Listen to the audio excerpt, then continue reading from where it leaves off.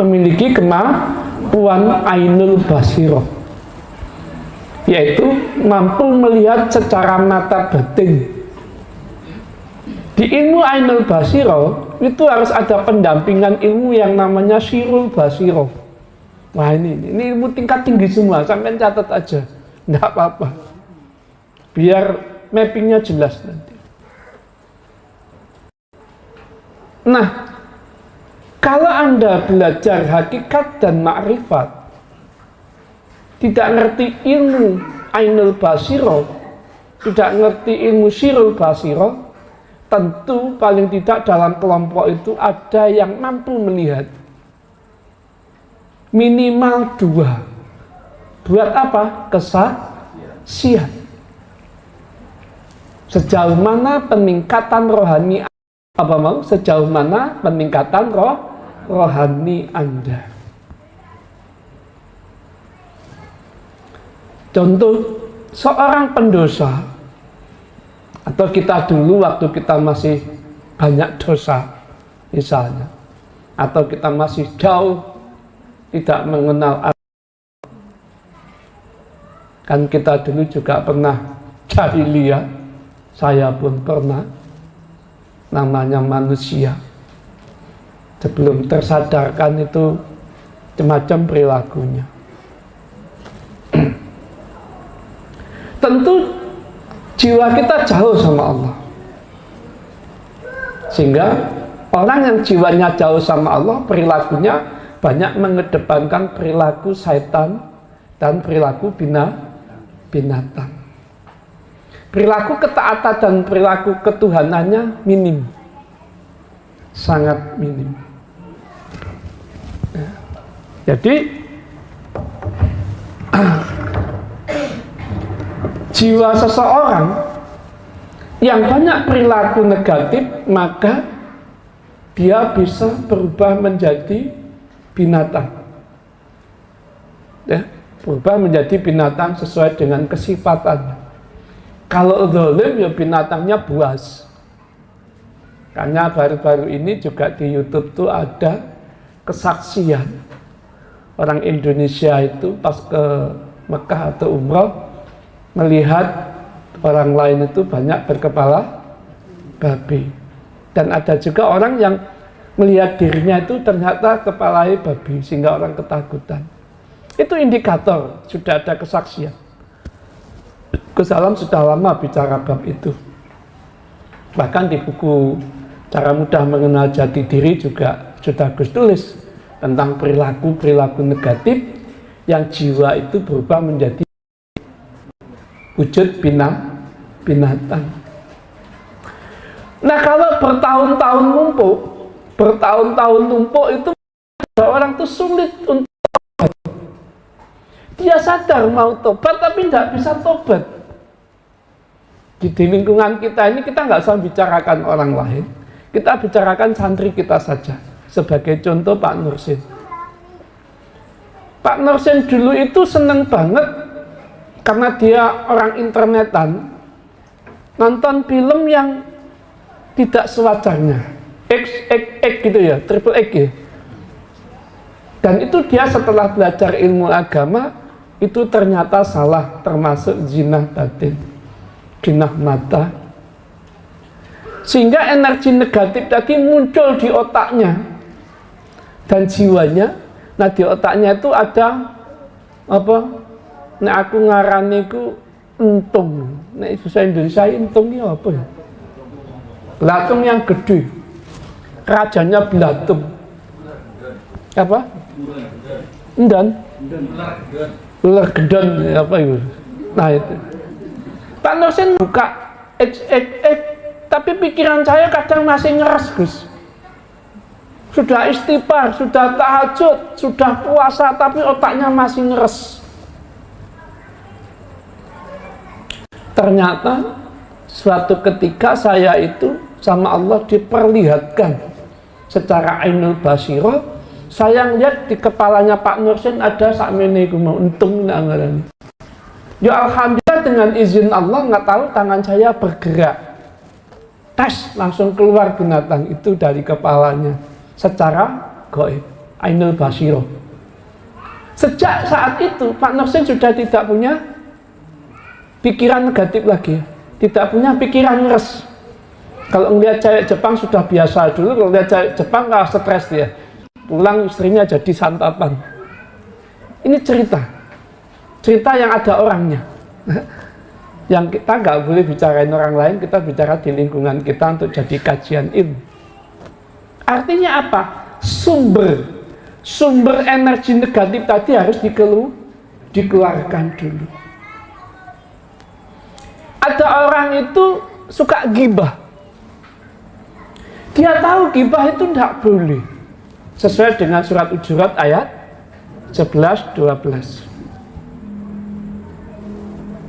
Tapi sulit untuk tidak gibah. Nah, ketemu koncone pasti gibah. Tapi sadar, mari gibah, astagfirullahaladzim. Kok aku tadi gibah? Berarti ada energi negatif yang sudah berubah menjadi binatang di dalam dirinya. Itu contoh.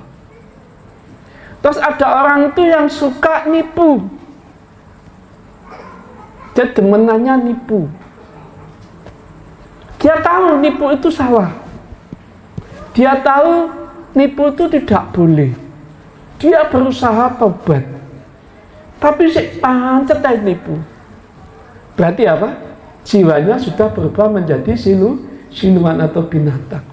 Itu harus dikeluarkan dulu. Bahasa Jawa ruwatan. Bahasa Arab tazkiyatun nafs. Pembersihan jiwa. Makanya manusia yang ingin berubah menjadi baik, syarat pertama jiwanya dibersihkan. Do you understand? Catat dulu. Jiwanya dulu dibersihkan. Tazkiyatun nafs, kata Imam Ghazali. Itu kalau Anda ingin belajar keilmuan itu boleh kitabnya beli Ihya Ulumuddin karangan Imam Ghazali. Kitabnya Syekh Abdul Qadir Jailani juga boleh, ada Sirul Asrar itu ada. Diperkuat dengan karya bukunya Gus Salam yang berjudul Cara Mudah Mengenal Jati Diri.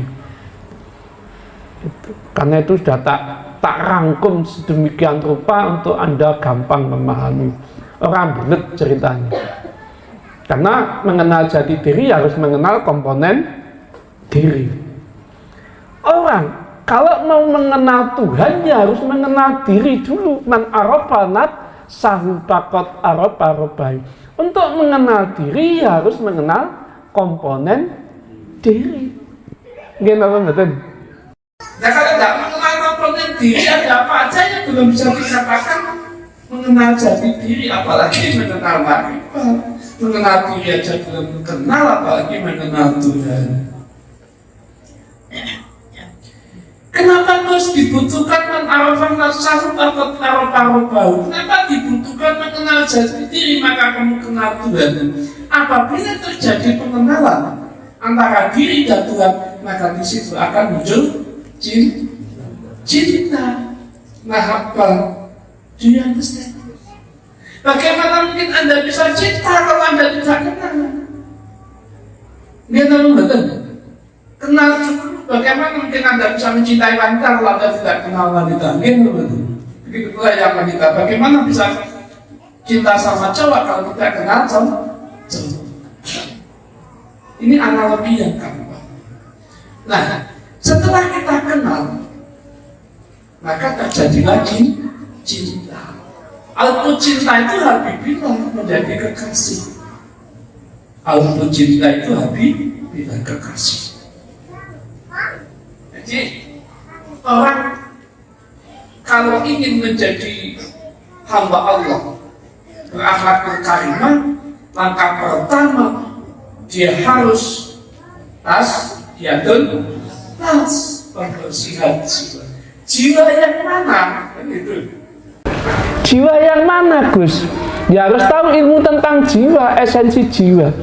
Jiwa itu adalah hidup, kehendak. Dia memiliki sifat kehendak. Di dalam diri manusia, kehendak itu dikategorikan ada dua. kehendak yang baik dan kehendak yang buruk. Nah, kehendak ini bahasa Arabnya dinamakan nafsu. Maka nafsu itu ada yang dirahmati dan ada nafsu yang dimurkai. Sampai sini jelas ya, karena tak rangkumkan ini rangkuman semua. Surat Yusuf ayat berapa? 53. Nafsu tentang jiwa. Jiwa ini outputnya adalah surat Al-Fajr ayat 27. Ya ayat Tuhan, nafsul mutmainnah, hai jiwa yang tenang. Terus ayat 30 apa bunyinya? Fadkhuli fi jannatin, masuklah kamu ke dalam surga. Artinya apa? Artinya yang dipanggil masuk ke surga adalah jiwa mutmainnah, jiwa yang tenang. Nah, berarti ada target. Jiwa yang tadinya sifat-sifat jelek tadi dibersihkan dulu, baru sampai mendapatkan jiwa yang tenang. Ada proses peningkatan jiwa. Ada proses peningkatan jiwa. Yang tadinya pemarah menjadi tidak pemarah, yang tadinya pendendam menjadi tidak pendendam, contohnya gitu. Nah, proses ini jiwa dibutuhkan yang namanya cahaya Al-Qudus, cahaya kesucian. Jadi kalau Anda ingin membersihkan jiwa, target Anda adalah mendapatkan cahaya Al-Qudus. Intisari kabeh, tak kayak dagingi kabeh, tak jelentrehnya tak bertahun-tahun. Uang itu ya ora iso berubah jiwane yen urung entuk cahaya kudus. Kudus itu kesucian. Ada Allah yang bernama Al-Qudus, Ar-Rahman, Ar-Rahim, Al-Malik, Al-Qudus. Allah yang maha suci. Makanya manusia disuruh tasbih. Subhanallah walhamdulillah wa la ilaha illallah wallahu akbar. Subhanallah, subhanallah, subhanallah. Sucikan nama Tuhan. Untuk apa kita tasbih mensucikan nama Tuhan? Agar Tuhan pun mensucikan kita. Do you understand? Nek awakmu ora tau muji Allah, tidak bertasbih sama Allah, bagaimana mungkin Allah akan mensucikan Anda dari perbuatan kotor Anda? Do you understand? Tik and give nengkene. Makanya nang toriko iku ana tasbih. Subhanallah, subhanallah, subhanallah ada sampai ribuan kali. Saya dulu Bapak Ibu, satu hari itu tasbih itu 10.000. Aku dhisik nang sampean rata bebani. Sak ngono, sak ikhlase, sak ketemu enake. Dulu saya ngelatih pakai ceklokan. Apa? Hitung. Lama saya latihan itu, bertahun-tahun. Tapi karena jiwa saya meningkat dan meningkat, akhirnya saya ketemu metode yang saya ajarkan kepada Anda. Nah, kalau Anda sudah menemukan nikmat dalam bertasbih, disitulah nur ilahi yang maha suci akan mensucikan Anda. Intinya nikmat. Bagaimana cara menemukan nikmat sudah saya ajari. Jadi target orang pertama kali dalam taubat, sucikan jiwa. Makanya ada istilah taubat nasuh. Tidak mengulang lagi perbuatan dosa masa lalu. Teorinya begitu, tapi prakteknya tidak semua orang bisa. Mengapa tidak semua orang bisa? Karena itu tadi, habit yang sekian tahun. Contohnya Pak Nursin tadi, belum hilang habitnya, karena pikiran yang ngeres tadi sudah menjadi binatang entung tadi, harus dikeluarin dulu, bersihkan. Dengan apa? Dengan cahaya kesucian. Ya mungkin saat itu tangan saya sama Allah digerakkan sehingga entungnya keluar. Sejak itu Pak Nursen sekarang sudah nggak pernah kepikiran yang aneh-aneh. Betul ya Pak Nursen? Kalau salah kasih tahu, lebihnya pertanggungjawaban ucapan saya. Betul ya? Alhamdulillah. Jadi melihat cewek-cewek Jepang sudah nggak masalah ya? Aman ya? Aman. Ini kenyataan. Orang yang berani mengakui kekurangan dan memperbaiki, itulah sesungguhnya dia mendapatkan rahmat dari Allah Ta'ala. Kebanyakan kita tidak berani mengakui. Gengsi, ego alias sombong. Ya ora apa-apa. Karena pikirannya belum tercerahkan. Nah, setelah jiwa disucikan, langkah kedua, pikiran harus mendapatkan pencerahan. Bangku kan diresiki jiwa, neneng kok saya balik, pikirannya belum tercerahkan, Bapak Ibu. Pentingnya pengetahuan yang hak dan yang batil.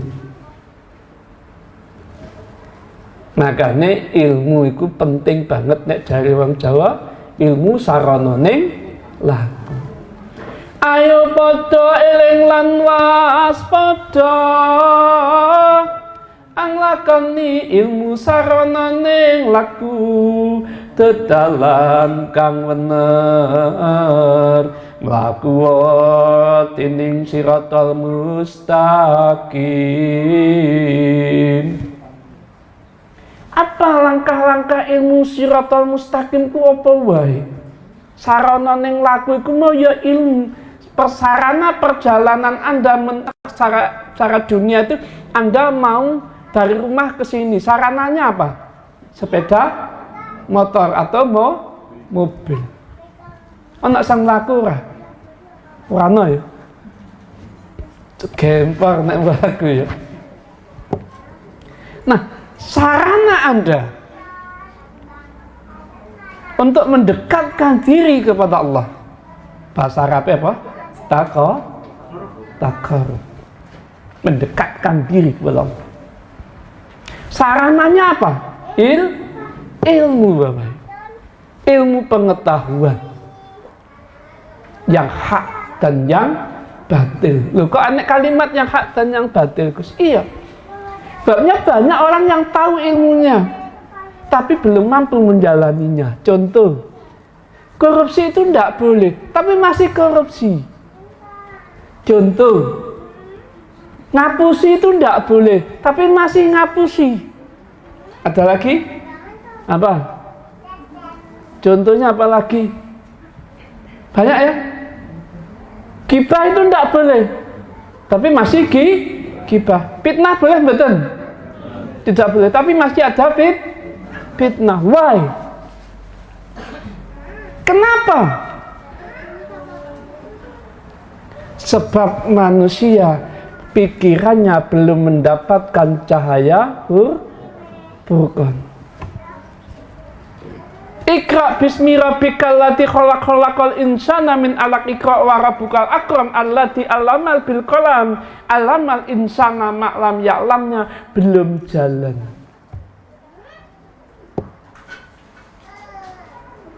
Cahaya atau nur ilahi Furqannya belum jalan. Jika pengetahuan hanya sekedar pengetahuan, jiwanya apalagi nggak dibersihkan, semakin tidak bisa. Makanya banyak juga orang yang punya ilmu pengetahuan masih terjebak pada kesesatan, masih terjebak kepada kedzaliman, masih terjebak kepada kesirikan, masih terjebak kepada kemunafikan, masih terjebak kepada kuburullah. Banyak sekali. Kita ini sering terjebak kepada kalimat kufurullah. Karena apa? Furqannya tidak jalan. Makanya kalau orang ingin taqarrub kepada Allah, kunci utama adalah jiwa dibersihkan. Kunci kedua, Furqannya pikirannya mendapatkan cahaya Furqan, pengetahuan yang benar. Maka Anda diwajibkan belajar kepada ahlinya.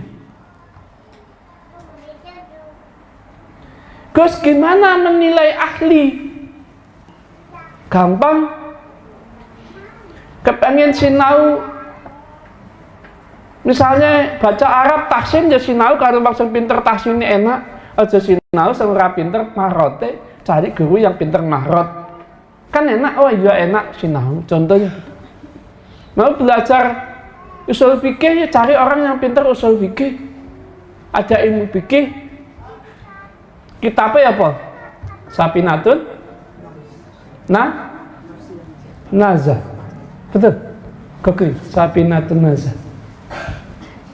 Kita pikir Gus pakai itu.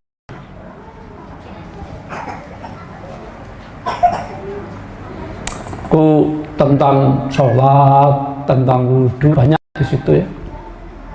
Sampean kudu duwe ngomong. Beliau itu Indonesianya apa? Beli saja.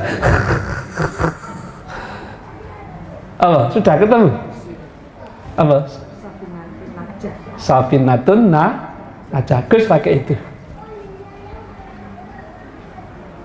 Itu usul fikih. Nanti tanya ya sama orang-orang yang pintar fikih banyak. Atau baca bukunya sudah, oh ini ya, gitu. Tinggal diikutin. Itu ilmu dohir, gampang dijalanin. Baca tata caranya, tinggal diikutin. Ini ilmu syariat. Tinggal komitmen saja, selesai. Apa tadi? Komitmen selesai. Tidak berat. Air wudhu yang cocok gimana? Allah nggak kabeh nengkun. Contohnya gitu ya. Tempat sholat gimana, cara bersihkan najis gimana, ada semua. Sederhana. Sampai ngomong Islam ya kudu duwe kitab tentang syariat. Itu contohnya. Supaya Anda benar-benar bisa takarub kepada Allah, mendekatkan diri kepada Allah secara syariat. Ada lagi secara hakikat, ada lagi secara thariqah, ada lagi secara ma'rifat. Jadi syariat, thariqah, hakikat, ma'rifat. Ini satu langkah yang mesti kita jalani. Kalau ingin benar-benar totalitas mendekatkan diri kepada Allah. Itu resiko. Karena itu kepentingan pribadi. Surat At-Tahrim ayat 6. Tahrim itu surat 66 ayat 6. Apa bunyinya? Ya ayyuhalladzina amanu anfusakum. Wah, terus? Wa ahlikum.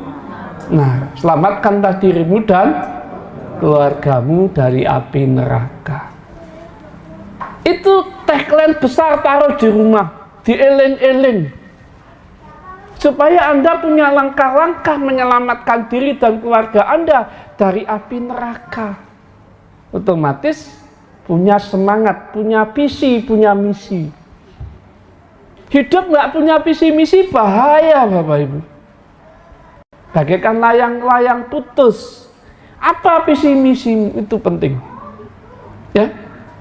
Nah itu. Nah kita kembali ke pikiran. Kita sudah punya visi misi, pikiran kita tinggal cari ilmu.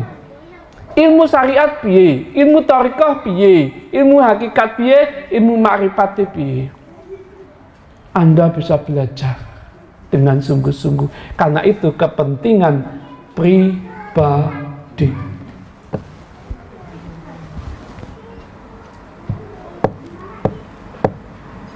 Ya. Ada satu syarat utama di dalam belajar, dalam takarub kepada Allah. Ora usah ngurusi wong liya. Perbaiki diri sendiri lebih utama daripada Anda mengkritik orang lain. Kau nek ngkritik wong dia terus untungnya apa? Apa untungnya? Ada nggak? Kritik orang lain itu untungnya ada nggak? Nggak ada untungnya. Lebih baik mengkritik diri sendiri. Mana nih yang aku kurang? Aku tanya sama ahlinya, piye caranya mengatasi kekurangan saya? Begitu, saya dulu gitu. Guru saya banyak Bapak Ibu. Beneran. Aku ngene tekok guru iki, aku ngene tekok guru iki. Karena saya dulu selalu mengkritik diri saya. Saya tuh kalau nggak dipaksa siar sama guru saya atau perintah langitan, ya saya nggak akan siar. Nggak mau saya. Mendingan bisnis saya dulu. Tapi karena guru saya sudah ndawuh saya, dan saya juga dapat perintah secara tanda kutip rohani saya, ya akhirnya mau ndak mau saya siar. Tapi komitmen, saya komitmen. Pernah saya mengkritisi orang lain? Enggak tuh. Enggak penting bagi saya. Yang penting adalah bagaimana saya istiqomah berakhlakul karimah. Begitu pula harapan saya terhadap santri saya. Bagaimana panjenengan istiqomah menuju akhlakul karimah. Kecuali ada orang lain nanya, ya saya jawab. Kecuali ada saudara Anda bertanya, ya silahkan Anda jawab sesuai kemampuan masing-masing. Baik, kita kembali proses menuju akhlakul karimah. Ya, satu, pembersihan jiwa dengan cahaya Al-Qudus. Dua, apa? Mendapatkan pencerahan ilmu yang hak dan yang batil dengan cahaya Furqan. Nah, langkah ketiga, hati.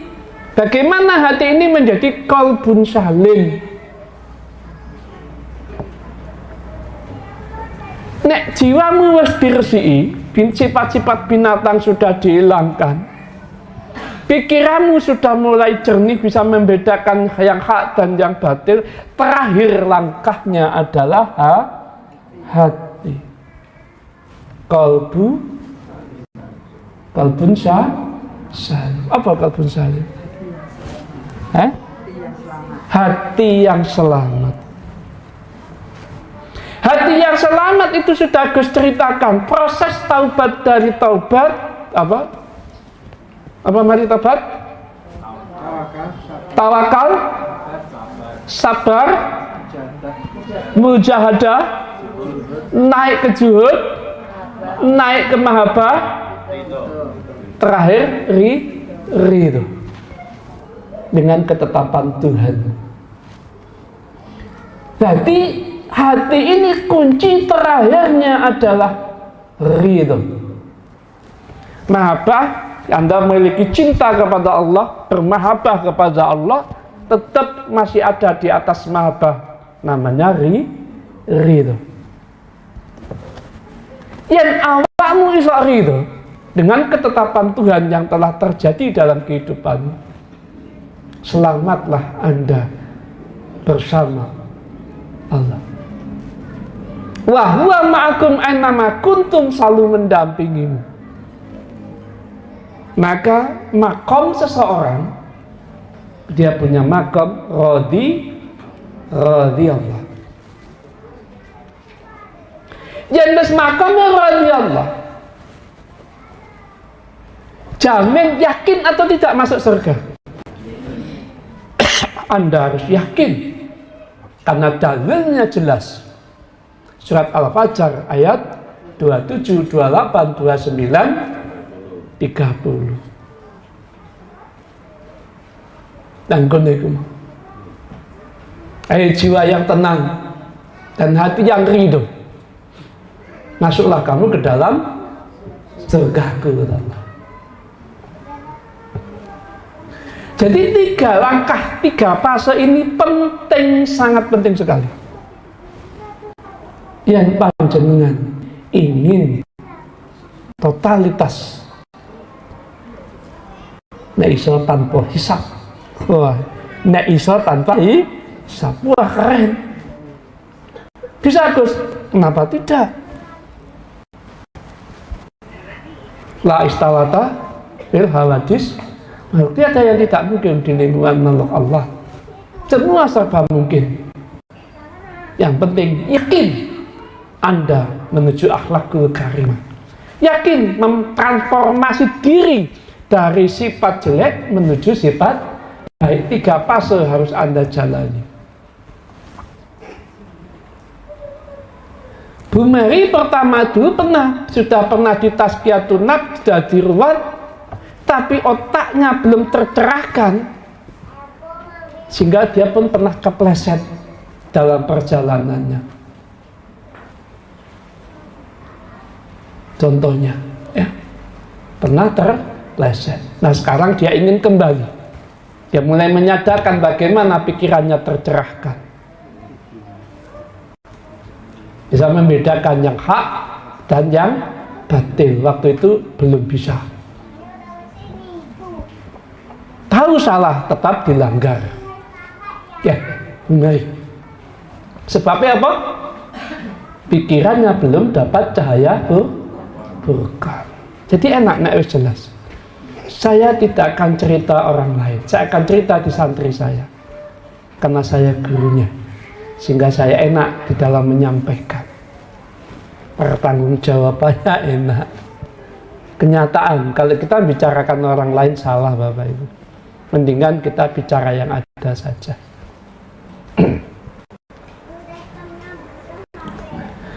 Nek jiwamu wis entuk cahaya kudus, dibersihkan dari sifat binatang dan sifat iblis. Nek pikiranmu wis entuk cahaya atau tercerahkan dengan pengetahuan yang benar, mendapatkan cahaya furqan, dan hatimu sudah selamat yaitu ridho dan mendapatkan cahaya kasih sayang dari Allah, maka Anda akan benar-benar menjadi ahli surga, ahli zannah. Itu rangkuman kabeh pelajaran sekian tahun ki nunggu-nunggu. Target utamanya itu. Jadi kalau di santrinya Gus Salam wis ikut tazkiyatun nafs, sudah ikut zikir, ternyata nggak mampu, ternyata keluar, ternyata belot, ternyata ini karena ada faktor yang lain yang belum selesai. Kemarin Gus Soni nanya pas lebaran tempat saya, Gus, orang tuh kalau jiwanya sudah bersih kok masih terjebak? Bisa. Jiwanya bersih tapi hatinya belum ridha, ya iso. Jiwanya bersih, pikirannya belum tercerahkan, ya protes. Masih bisa.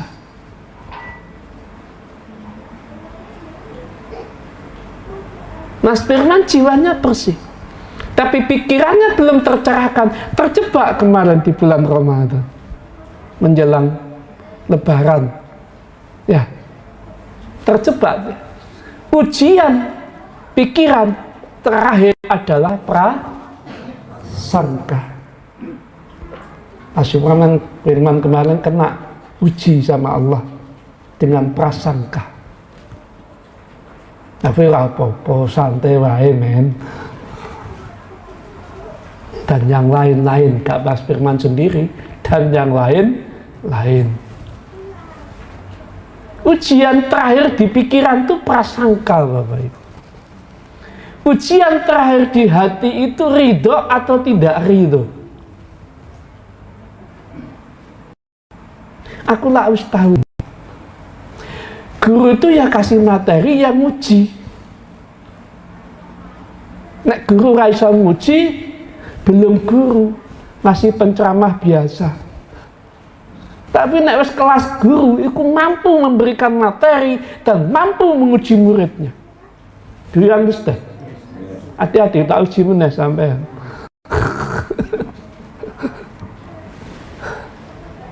Loh iya, satu paket kalau di sini.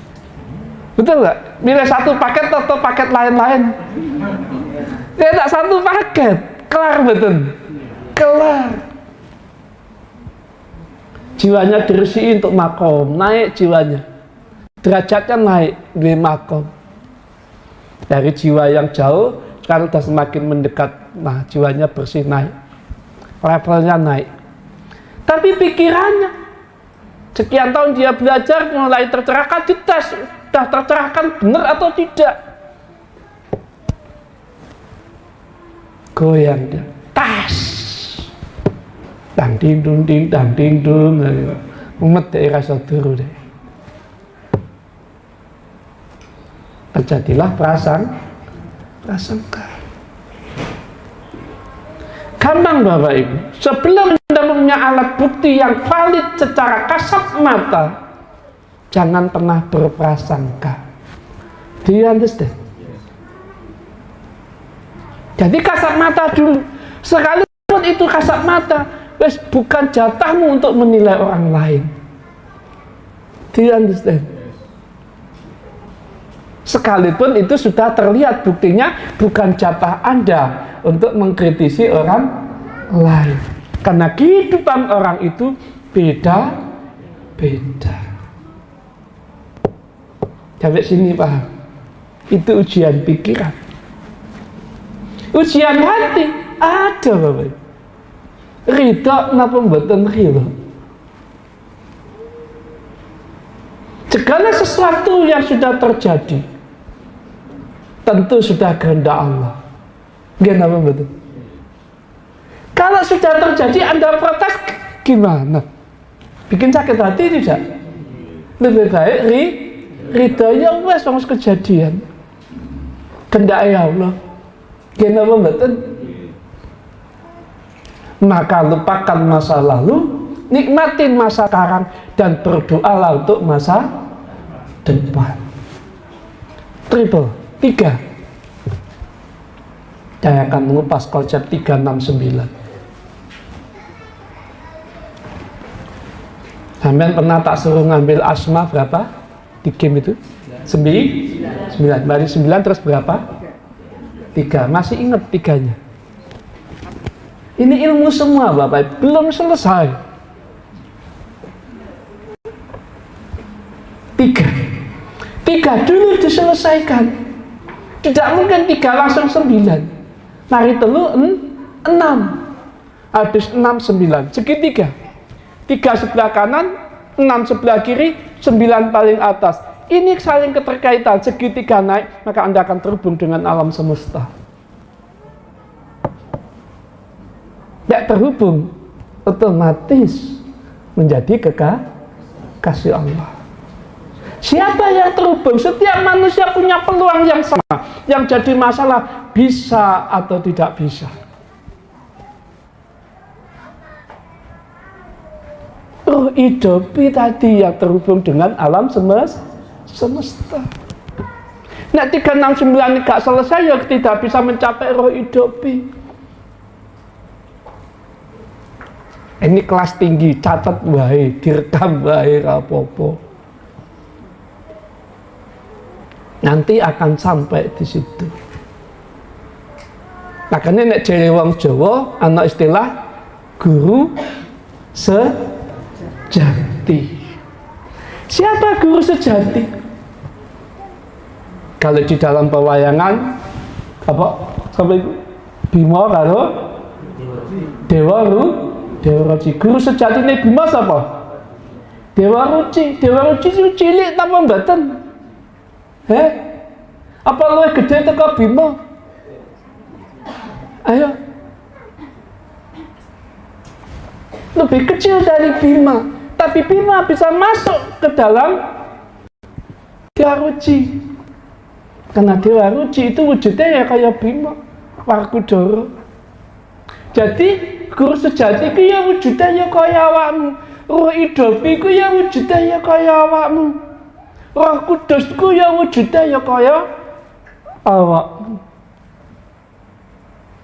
Tapi nek telu iku wis mlaku, jiwa, pikiran dan hatinya sudah jalan, maka Anda akan ketemu yang namanya guru sejati. Nek kowe saged. Nah, guru sejati. Nek Gus Salam tak kasih jeneng Kumara Jati, kumandanging Kumara Jati.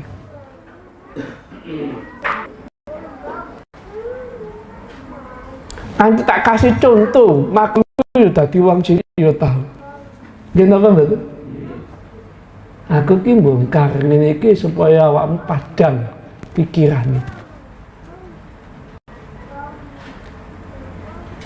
Guru sejati itu mau terhubung dengan Tuhan, dengan Allah. Jadi yang dadi utusan, yang dadi wali itu mau ya guru sejati itu mau. Nek dahir itu duduk. Nek dahir ini duduknya hamba Allah. Utusan ku mau ya guru sejati nek wong Jawa ngono. Nah mula inilah agak dalam, nanti akan saya kupas, tapi tidak untuk kalangan umum, tidak di YouTube-kan. Nanti ada satu saat besok malam tak buka yang sangat sikat sekali, sampai akan kaget. Kan ini besok ini saya teko meneh itu jilid 2. Makanya para nabi-nabi itu berpangkat alaihissalam, karena telah datang cahaya kesucian dan cahaya keselamatan.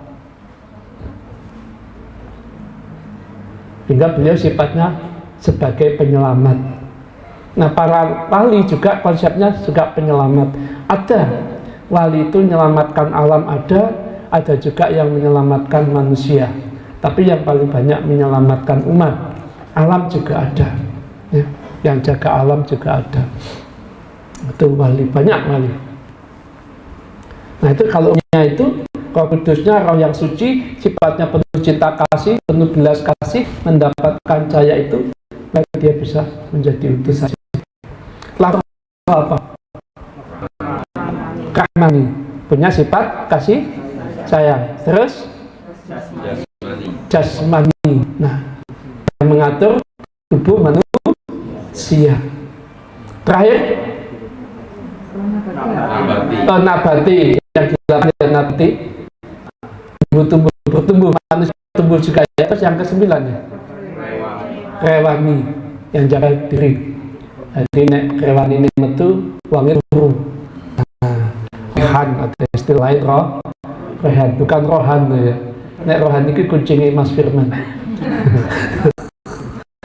Raihan, kelar tidur. Itu intinya. Jadi yang perlu Anda paham, perjalanan roh itu kunci terakhirnya adalah roh idomi. Nek roh idomi metu ya melok metu kae. Mandani semua yang ngatur 8 roh itu ya roh idomi. Itu yang ngatur. Ya hidup kalau hidup. Saling kekannya kurang lebihnya kayak teologi lah. Ada prosesor, ada apa lagi nih. Di HP ini banyak ya.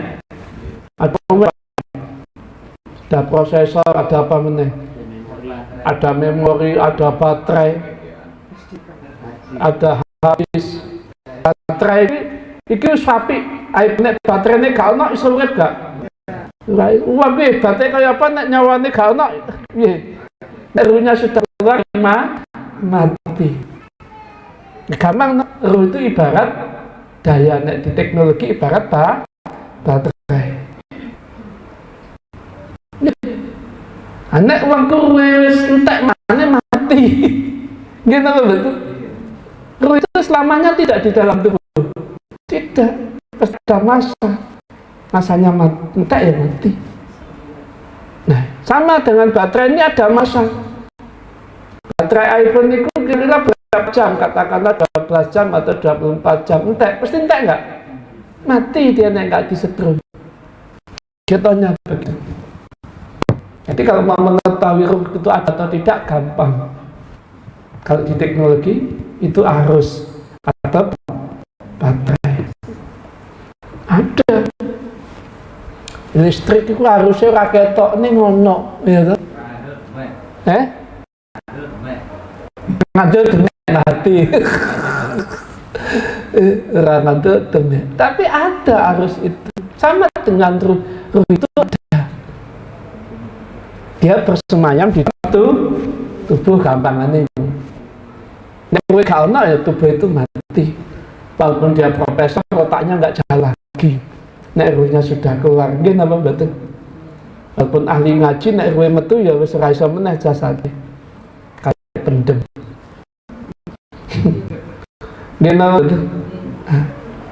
Nah itu tadi. Nah, karena manusia itu di lembah dosa, di dunia itu lembah dosa. Kita dari surga ke dunia menebus, membersihkan semua. Bagaimana kembali ke surga? Nek dari wong Jawa apa? Sangkang parang dumati. Bagaimana dari asal dari surga bisa kembali ke surga? Ya ilmunya tiga. Pembersihan jiwa, tentang pikiran, hati yang ridho. Tas betul. Tas ilmu nih, lakon nih.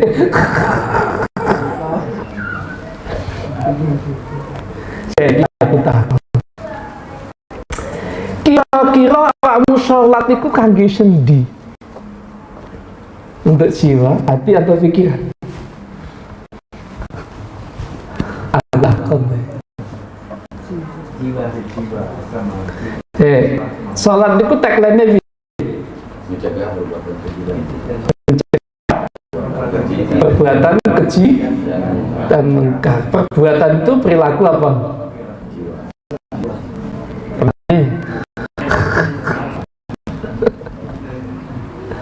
Ya tiga-tiga aja, betul nggak? Ya jiwa, ya pikiran, hati. Jiwa dulu, pikiran baru hati. Nomor satu jiwa, nomor dua pikiran, nomor tiga hati. Sholat itu tujuannya untuk ketiga-tiga. Untuk jiwamu tidak berbuat keji dan mungkar, agar kamu menjadi orang yang bijaksana, agar hatimu menerima ketetapan Tuhan. Do you understand? Enak kan? Enak kalau ngerti.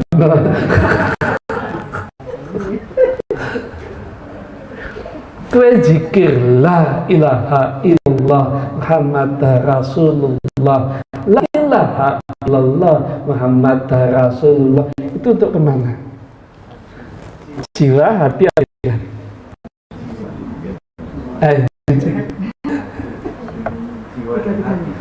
Tiga-tiganya. Tak ada lagi. Kita tenang. Kita tahu cikil nang omah. Dia melak nikahnya melak cikil. Kesannya apa? Allah. Benar.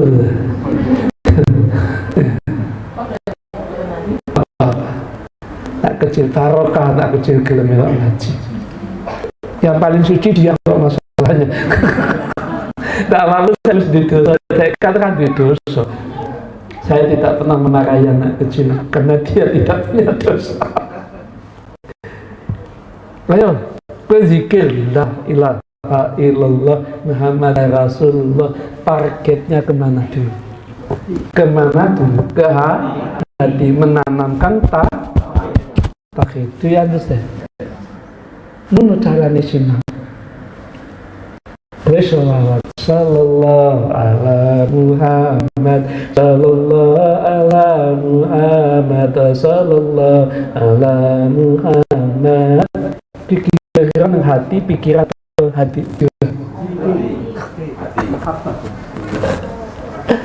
Salah kabeh.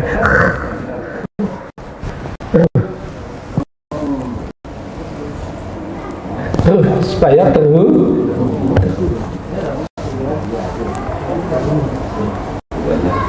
bersyafaat, sudah harapkan dapat syafaat.